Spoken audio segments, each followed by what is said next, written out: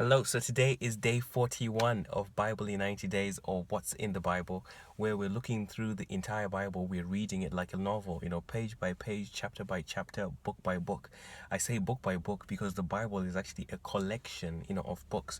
It's a collection of two big books, the Old Testament and the New Testament. Those are the first two books, then or subdivisions. Then within that, there's different books like Genesis and Exodus and Malachi and Isaiah and Psalms and Proverbs, etc. Same thing with the New Testament. There are books in there as well: Matthew, Mark, Luke, John, Acts, Romans, First Corinthians, Second Corinthians, Jude, First Peter, etc. So basically, all of these books, or most of them anyway, were written by different people at different times, at different points of the history, of the Israelites, or whatever was happening within these different, within these different kingdoms. But they come together to form, the Bible. They come together, and we as Christians believe that this is the Word of God, the actual Word of God. Yes, it was written by other people. Yes, other people, transcribed it and translated it into different languages, etc. But we believe that this is the Word of God. However, for the purposes of this video series, you don't have to believe that.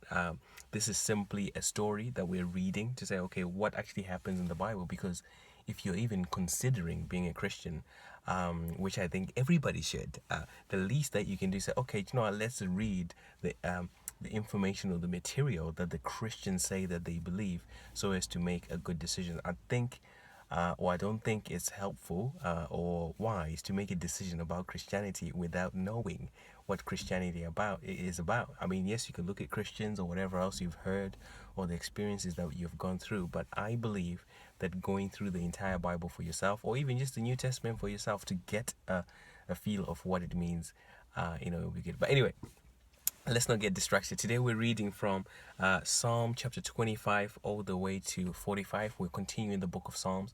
We say the Psalms is not exactly a story, but it was a bunch. There's about 150 or 151, I think, different psalms or songs or prayers or meditations or poems or whatever else that were put together. Mostly the ones that we've been reading now were written by David. Some of them were written by the sons of the Korahites, some by Solomon, some by Moses, some by Asaph, etc. So different people also wrote the Psalms. However, they were written in the time, especially, for example, the ones we're reading about David, they were written at the time where he was in the in the jungle running away from Saul, which we did read about in First and Second Samuel, the things that happened with Absalom, or what was happening in his reign, or how the temple was built, or preparations for the temple were made. So all these things that were happening, so it was almost like a journal, maybe, if you want to call it that way. Yeah, David's journal as he was going through different things, but they were collected all together and put here for us. So I think that's important to to know, because you might be thinking, well, what part of the story does that fit in? It fits in First Samuel, Second Samuel, First Kings, Second Kings, First Chronicles, and Second Chronicles. Around that kind of time, that's where this stuff was written. But as for Moses, it's obviously when they were in the in the wilderness. So anyway, we'll continue today and read some of these. And what I've done today, instead of yesterday, I'll just give you like the big idea of what the psalm is about. I'm going to do the same thing today, but I'll probably tell you some of the ones that really stuck out to me, and maybe some verses or whatever that that stuck out. I'm not going to explain them or anything, but just say, hey, I like this one, in case you want to read that too. So Psalm 25 is a prayer for deliverance, blessings, and of dedication to God. Psalm 26, prayer to be cleared of any blame or suspicion. Psalm 27, absolute confidence in God's protection and a guidance request. Psalm 28, a prayer for deliverance and trusting in God. Psalm 29, the glory and the majesty of God. Psalm 30, praising and thanking God for deliverance. Psalm 31, God likened to a rock or a fortress or a refuge, and the benefits of trusting Him completely. Psalm 32, forgiveness of sin and confession, protection and direction. Psalm 33, one that I really like today, about praising and worshiping God for His faithfulness, for creation, and the fact that God is watching over all things and He is totally in control. Psalm 34, praising God for deliverance, God's goodness, living holy lives, that He hears and rescues, His people. Here's a verse in there as well that I quite like. It says, many are the afflictions of the righteous, but the Lord delivers them from them all. Psalm 35, asking for deliverance from enemies and betrayal. Psalm 36, the profile of wicked people and the love and faithfulness, of God. Psalm 37, I really like this one as well today. But do not worry about evildoers. Trust God. Take delight in Him. Commit to Him. Be still and know that He is God. Be patient and wait for Him. Know that the judgment of the wicked is coming. And there's another verse in there as well that I like. It says, better is a little that the righteous person has than the abundance of many wicked. Then we also hear about the hope of righteous people in there. Psalm 38, asking for forgiveness. Another verse from there. Do not forsake me, O Lord.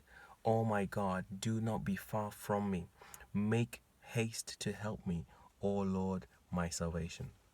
Psalm 39, keeping composure and being slow to mouth off, contemplating life's big questions and asking for forgiveness. Psalm 40, God's deliverance, trusting in God, the benefits of trusting in God, spreading the word of God's goodness.